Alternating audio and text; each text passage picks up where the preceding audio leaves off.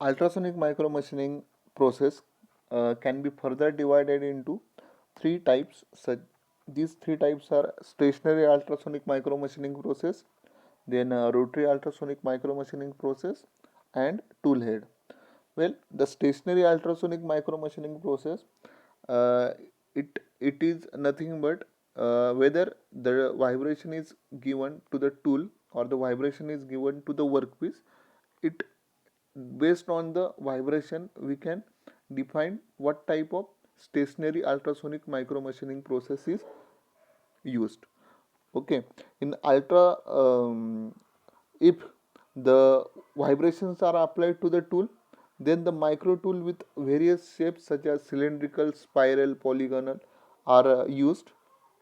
And if the workpiece is vibration is given to the workpiece, then there is a actually it though no need of the transducer, horn or cone, because workpiece is actually vibrating. Okay, and then there is a second type called rotary ultrasonic micromachining process.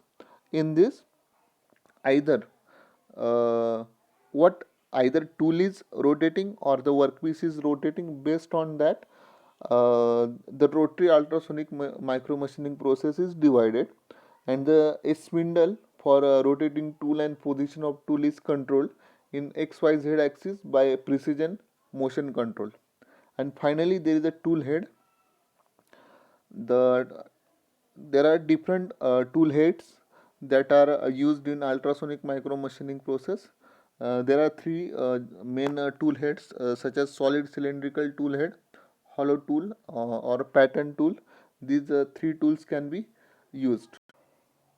To understand the process parameters and performance characteristics, we need to understand the fishbone diagram or cause and effect diagram for the ultrasonic micromachining processes. Well, these are some of the process characteristics, such as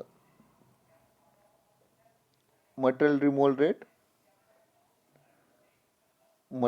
rate, then the surface finish, then there is a tool wear rate, then there is a machining accuracy, aspect ratios, and the cutting ratio. These are some of the performance characteristics which are actually significantly affected by the process parameters selected during the ultrasonic micromachining processes. Well, what are those process parameters we need to understand? Here, you can see here machine, abrasive slurry, workpiece, and the tool. Well, these the process parameters based on these. For example, for machine based parameters, they include such as power rating, frequency,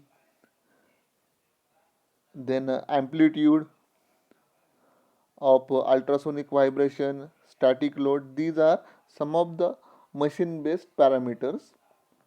Then if you see the tool, for tooling parameters, there are some tooling geometries are there, then the shape and size of the tool, finish, accuracy, and heat treatment. These are some of the tool based parameters we need to consider.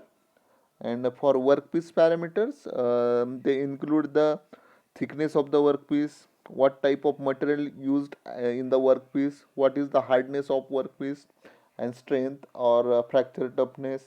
These some of the parameters we need to consider for the workpiece. So, similarly, for abrasive slurry, the characteristics such as for abrasive, we need to consider the feeding mechanism, concentration, pressure, then temperature, abrasive type. These are some of the parameters of the abrasive slurry, and all these parameters means, for example, geometry, shape, size, they are affecting the tool. For the workpiece, the thickness of the workpiece, the material properties of the workpiece affect the workpiece properties. Then for machine, power input, frequency, these affect the machining parameters. So all these, if you consider, these affect the performance characteristics such as material removal rate, tool wear rate, surface finish, aspect ratios, machining accuracy. So all these factors we need to consider dealing with the ultrasonic micromachining process. To understand the cause and effect diagram of ultrasonic micromachining process and what is the effect of process parameters and performance characteristics, let's take few examples. Let's say the effect of process parameter on the material removal rate. The first thing is the abrasive particle. If you consider the abrasive particle, type and size of abrasive particle affects the material removal rate. Also, if you take into consideration of static load, the up to, if the static load is going beyond the optimum value, then definitely it decreases the material removal rate. What is happening is that if you increase the static load, then that load increases the pressure on the abrasive particle and also ultimately on the workpiece, and it results in a higher value of material removal rate. Also, more static load causes the accumulation of debris at the machining interface, and it will not recycle the abrasive particles. So accumulation of debris is actually decreasing the material removal rate.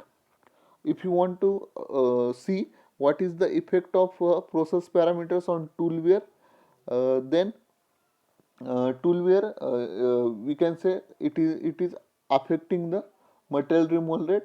Also, if we want to make some precise or micro feature accuracy, then the tool wear is affecting that performance characteristics in ultrasonic micromachining processes. Well, the tool wear tends to increase when the hard and the coarse abrasive grains are used. When a tool of very small dimensions are used, then the static load needs to be small, as there is a chance that the tool it may get broken because higher static loads. And generally in ultrasonic machining process, we generally use the tool such as stainless steel, tungsten carbide. If we use the same tool in ultrasonic micro machining process, it is observed that it undergo a high tool wear rates and higher value of tool wear observed for the smaller size of the tools. Well, there are vast applications of ultrasonic micromachining processes. Generally, ultrasonic micromachining process is used for micro holes.